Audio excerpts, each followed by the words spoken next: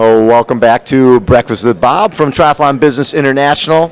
You can check us out on Babbittville.com, EnduranceSportswear.com, and RacePlace.com. Our next guest, Gary Roethenbaugh from Multisport Research. Gary, how you doing? Good to see you, Bob. Good morning. Always a pleasure. So, what's been happening in the research biz as you do a deep dive on the sport of triathlon? What are you finding?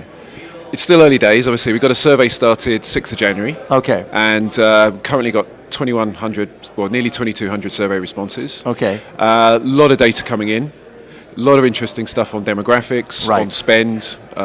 We can maybe talk about that in a bit more detail. Yeah. Well, what's interesting to me is with triathlon, I mean, I've been involved in the sport since the earth was cooling, and probably one of the biggest changes is when I first got into it was like 90% guys and 10% women. Yeah. So a lot more women have gotten involved over the last number of years. And I'm sure that changes the buying habits pretty significantly. Definitely, it mixes up apparel. There's obviously a lot more diversity in the apparel category. And the US, I think, is a leader in this respect. I think, 60-40, whatever the ratio between male-female here would be in the US. Certainly leading the way when we look at other international markets where it's very much more male. Right. And I do think that still is a challenge for the sport. I think in certain, if you take certain age groups, you do see it predominantly male. I think that the NCAA will be fantastic going forwards for young women getting into the sport. And obviously that will evolve the category. But yeah, as you say, there are many, many different dynamics that come to play with that male-female split. I mean, if you look at the big growth of running, a huge part of that was because all of a sudden rock and roll becomes 60-65% women. Exactly. And that changes the expos significantly. When you and I were going to a running expo, we'd run in, time ourselves, and be out of there in 12 seconds. Absolutely. All of a sudden it becomes a shopping experience, and it changes everything. The other thing that's always been interesting to me with triathlon, when you look at running events, and running events have the mass. All of a sudden you got 10,000, 15,000, 20,000. Triathlons can just not get that big. Absolutely. You would need the LAX for your transition area to have all these bikes you would need for a 10,000 person race. But one thing that I found from my early days in triathlon, or early days of Competitor Magazine, I would sell at expos, and I found that one triathlete equaled 4 runners in terms of what they would buy. So a 1,000 person triathlon equaled a 4,000 person running event. And from talking to folks at Boston last year, they feel the formula now is more like one triathlete equals 7 runners in terms of what they buy. Have you seen that in your research? Well, I think we heard it this morning from Running USA. What do you need to go out and run? A pair of shoes. And you just wear any old clothes. And I think that the diversity of run, the swim bike run element, absolutely. And I think there's also something in the psychology of triathletes that means that they there's continuous improvement. Right. There's a history of innovation with the sport. Yes. Triathlon, particularly within the bike category, has always been pushing the envelope. Yes, they have. And whether that's at the accessory level, whether that's new bike design, there's always this aspirational level to upgrade and move on to the next level in terms of bike spend. So we see this with research. I mean, the average bike, last bike purchase, the average spend on that bike was $3,300. We then ask the same question. We ask about the next bike. What do they intend to spend next? And that goes up to way 5. over. The average is way over 4. Wow. So you have a 24% uplift between the last bike purchased and the next bike that they intend to buy. So I think that in itself, it just re-emphasizes this upward spending path that triathletes are on. So as you say, whether it's a 7-to-1 variable, I think it could even be greater than that. I do think, though, going back to your point about the capacity of events, I think that is a challenge. Yes. There are a handful of races with 10,000 or more athletes. They tend to be run over a weekend. I think we need to see more of that because sponsors like it. They like lots of people in town. Yes. They like a lot of competitors. Fill up the hotels. And exactly, because obviously the more competitors you bring, the more friends and family come along. The economic impact is greater. The more people out on the course and so on. So yeah. Triathlon is facing what I call active entertainment. You've got obstacle racing, you've got triathlons, you've got cycling, you've got Grand Fondos. The positive is your average triathlete might do an obstacle race one weekend, a triathlon the next weekend, a 5K, and then do a Grand Fondo. Talk a little bit about the challenge that triathlon's facing with the competition out there for the dollar. Yeah, I mean, you're absolutely right. There's a lot of mud and obstacles out there. Yeah. And I think that's an opportunity. I think that there are parts of the activity that let's say obstacle racing is putting on. The growth, phenomenal growth, very rapid. Well, how have they done that? They've leveraged social media. Yes. How have they done that? Spartan Race, they give away race photos. Yes. Perhaps we talk about it later. Yes. I think that the whole model of couple of $1,000 paid to a photographer, buys access to athletes on course, then struggles to sell those photos. Right. Maybe we can learn from these sports. Maybe that's actually an opportunity. That's a great point. And I think you then brand them. You brand them LA Tri or whatever the event may be, and you just encourage athletes to share. For social media sized photography, as long as alongside high res big images, give those away, and that's the best couple of $1,000 in marketing spend you possibly ever make, because the ripple in the pond is putting it all massive. up on social media. Absolutely, they're telling, giving them to our friends. I think also fundamentally there's something about the psychology of these races and the experience that individuals go through in an obstacle race that again is probably plays well with triathlon. But and people have said it here, Colour Run, the mud and obstacle races. Is this something that you will continue to do as you get older? Perhaps or not. a bucket list, one and done. Or maybe it's a bucket list. Nobody knows at this stage. I think that it is still an opportunity, and I think that really in many respects triathlon is at a crossroads, in that it's a crossroads of three sports, of course, and we have active individuals who like to try different things. They like to innovate in what they buy and also innovate in their experience. So I think that it should be an opportunity rather than a hindrance. It's competitive indeed, but perhaps an interesting opportunity. When I look at when I look at the obstacle side of things, I think one of the biggest limitations for triathlon, and one of the things we really need to address, is there's a fear of swimming. Yeah. That really that's detrimental to the sport in terms of the growth of the sport. Because if you and I are doing a race and I get tired running, I can stop. Yeah. If we're cycling, I can stop. If I'm swimming, I die. Yeah. Right. That's a little bit of a detriment. Plus, cold water, big fish, current, kelp, glare. There's everything that's negative is in the swim. Yeah. I know as a researcher that's not really your cup of tea, but what do you suggest is how do we get past that? How do we get people, how do we identify, I think we've identified what the deterrent is, how do we address it? I think you need to embrace it as a challenge. There's nothing wrong in something being challenging. Right. I mean, ultimately, this is what we all want. We want to challenge ourselves, and we're writing our eulogy to show that our resume has a lot of great experiences on it, whether it's Kona, whether it's an Ironman elsewhere in the world, whether it's an obstacle race. I'd imagine a lot of people have fear of electrocution as well. Fear of fire and fear of electrocution. But I think it's a very good point, because once you're in that swim environment and you're in the washing machine, it is a scary and dark and intimidating place. Yes. And particularly when the bodies are going over you and you're thinking, what the hell's going on here?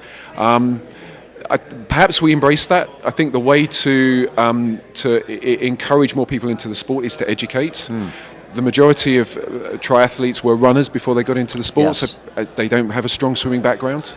They've got to learn, they've got to teach themselves how to swim.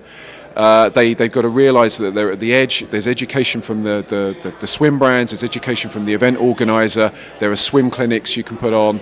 You get guys at the edge of the field so that they're not in the mix. They can get through that swim. Sure. They're in a wetsuit. Yes. Predominantly, they can get through that swim, and when the sense of achievement and accomplishment that they get out of that, you know what it's like. It is something that gives you that euphoria moment at the end, the tingle down your spine, which is the real appeal of the sport. So it is a challenge to overcome, but I think with education and awareness building, it can be so.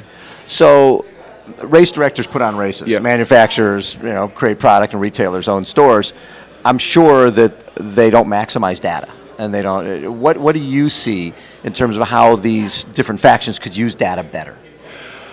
Lots of ways, really. I think just understanding your customer better. I think the point that ITU made in the previous session was a fundamental one. That it's about geolocating where people are. There's external third-party data you can buy into. So when you're presenting to the likes of Procter & Gamble, you can determine whether the likelihood of a given individual in a given geographic area to buy something, and that's a really compelling argument to a sponsor, which brings more investment into the sport, which again helps to grow the sport. I think that the hookup between supplier and retail is a key one. We heard again in the earlier session about how the bike industry really needs to get that supplier, retailer, and get the distributors really talking and communicating. Availability of product. Yes. that whole network that again we heard about earlier is just a fascinating way to ensure that once individual walks into the store, if the bike's not there, it can be there within 48 hours. I think again data enables that. Yes. And yeah, understanding, profiling the consumer. What is the consumer looking for? Understanding what their motivations are, their drivers. It will just help in the communication of brand and again building that awareness and the targeting that you need to do. Right. Yeah. The other, in terms of targeting, I think the sport of triathlon and the sport of cycling are missing a huge opportunity by not going to the major running events. Absolutely. And creating a sizzle reel, and Absolutely. for a bike industry specifically, having in this day and age, you could have a bike fit for a mountain bike, a road bike, and a town bike, and have people try a bike and talk about the reality talking about stats, the reality of this, every runner, orthopedic reality, will eventually become a cyclist. Yeah. Right? That's the reality. Yeah. And you can talk about the swim in those environments. Exactly. In fact, in the presentation we'll do a bit later, this was actually suggested by one of the athletes in the survey we're currently running. Yes. So what would you like the triathlon industry to do better? Get out there at single sport events. Exactly. There are people who would want to know, but they just don't know where to start. And I think you're absolutely right. I've been preaching that for a long time. I actually brought Cannondale down to Rock and Roll, Arizona, and said, "There's 37,000 people registered. There's double that are walking through here. Yeah. Are you trying to tell me that you can't?" These are low-hanging fruit. They're wearing a number already. Yeah. They're already endurance people. You can't convert them into cyclists. Yeah. To me, that's silly. No, absolutely. And we heard today about the challenges the cycling industry faces and the road cycling community. And yeah, you're right. And just once you see a product, you know what it's like. There's the inner geek that appeals to us, whether we're a runner, whether we're originally a cyclist, or whether we're a triathlete. There's something about seeing a product, being able to touch it, being able to look at a time trial is a beautiful thing to behold. I don't want to get overly romantic about it. Sure. But to provide that opportunity for people, I think you're right, would be a good thing. How much of your athletic background led to what you are doing now? I was the classic example runner. Yes. Did marathons, half marathons. Got into triathlon, and my background is research and consulting. So I used to work for KPMG. I thought, well, why is anyone doing any research in this market? Yes. And so I set up my business, a website called triathlonbusiness.com, which is essentially a blog. And I used that as outreach to just sort of connect with people in the industry, because I just thought there was an opportunity here. I thought that there would be a way to probably better understand the market and consumers, quantification and so on. So it's a personal passion. And thankfully a commercial opportunity. And then in 2010, I had a project inquiry. Triathlonbusiness.com at that time was just a hobby to my day job, and I just thought, well, you only live once. I quit my day job and I set up Multisport Research, and kind of here. And how did you connect with Triathlon Business? Through originally it would have been through Jack, or it would have been the predecessor in terms of the secretary, Paul. Oh, Paul, who sadly passed away. Yes. And he and I just started speaking on Skype, and the dialogue's been built over the years. Know Jack for a couple of years. We went to the Tour de France together last year in the UK, and bumped into each other at conferences, and so working together now. Yeah. What's the goal? What do you want to accomplish from this? Well, in terms of the study we're currently looking at is the main objective is commercial understanding of the market, so valuing the category. How big is this in dollar terms? It's also about understanding the consumer.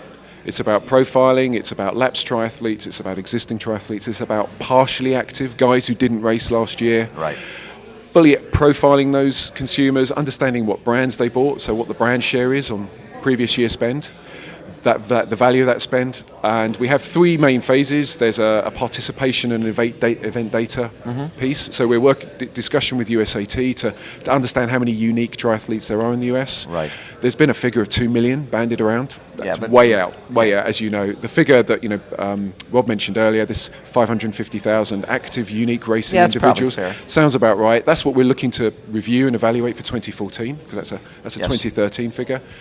The other second part is a major multi-sport athlete survey. So as I've mentioned, we've got nearly 2,200 responses so far within sort of 10, 15 days. We're going to run that to March. The aim is 5,000 to 10,000. It'd be fantastic if we can get above 10,000 survey completions, because that will give us a really robust data set. Everybody send one in. It's a long survey, but the really cool thing about the survey is if you're running it on the same computer, You can go away, Stop make a cup and of come tea. back, In fact, if you close your browser down and you do it the next day, it should save you results. You can just skip back through to where you were and then carry on. So we appreciate it's a time investment. We've got a bucket load of prizes up for grabs. Oh, nice. Nearly $14,000 worth of prizes, still growing. Yep. So we're releasing prize draws in the coming weeks to sort of incentivize this completion of the survey. And where do people go to take a look at that? There'll be a link. I mean, I can share the link with Yes, you. go It's ahead. a bit of a long. It's research.net and then it's /US Multisport. US_multisport survey 2014. No one will but remember maybe that, yes. they're not going to remember that. I barely did. Yeah. But yeah, it's a fairly long link, but we can share that via the web and email. So yeah.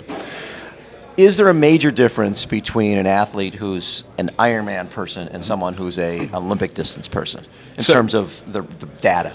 Yeah, I mean, it's, as I mentioned, it's still early days. We Yes. haven't actually profiled it Right. and skewed it along those lines. There's certainly a frequency of participation. Yes. There are clearly, the Ironman Probably will be, age, too. Age, affluence, time availability. Yeah. I think that there are challenges across all athlete groups. I think that we do see high frequency of participation at the Olympic and sprint distance level. We do see that actually the half iron, the Olympic and the sprint are the most favoured race Yes. formats, Yes. which is perhaps not surprising given the load and the commitment that's required for Ironman.